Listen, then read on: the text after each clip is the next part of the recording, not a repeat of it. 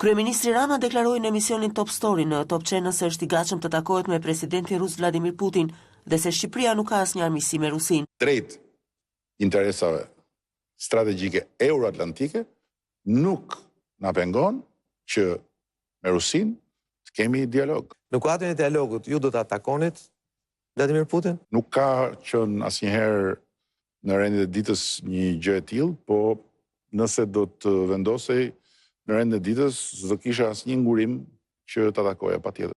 Kreu i qeverisë foli dhe për takimin me kancelaren gjermane Angela Merkel.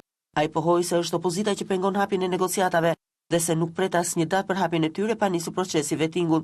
Madje për Ramën edhe gjykata kushtetuese ka konflikt në gjykimin e çështjes së vettingut, por ka siguruar se nuk e ka humbur ende besimin e saj. Nuk kemi folur asnjëherë për një datë mes dhjetorit, sepse ka i kusht. Dhe kushti është fillimi i zbatimit të ligjit të vettingut. Ju thoni që është vetëm vettingu dhe asgjë tjetër. Gjitha të tjerat që kanë të bëjnë me 5 prioritetet janë kritere.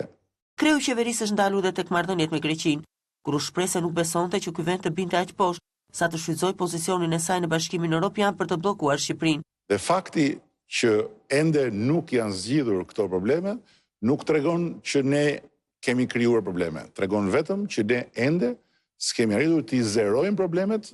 Rama foli dhe për koalicionet, duke thënë se parashikonte që pas zgjedhjeve të ardhshme të ishte me 3 bashkëkryetar. Unë nuk bëj asnjë presion mbi Ilirin dhe Iliri nuk bën asnjë presion mbi mua. Jemi të dy bashkëkryetar të një koalicioni që ka shumë arsye për të krenuar, padyshim ka dhe jo pak gjëra për të përmirësuar. Se gjërat kanë ndryshuar pak në 2013, ku ishit Edi dhe Iliri, tani jeni Edi, Iliri dhe Shpëtimi. Është një koalicion më i madh. Unë parashikoj që mbas zgjedhjeve të ardhshme të jemi 3 bashkëkryetarë.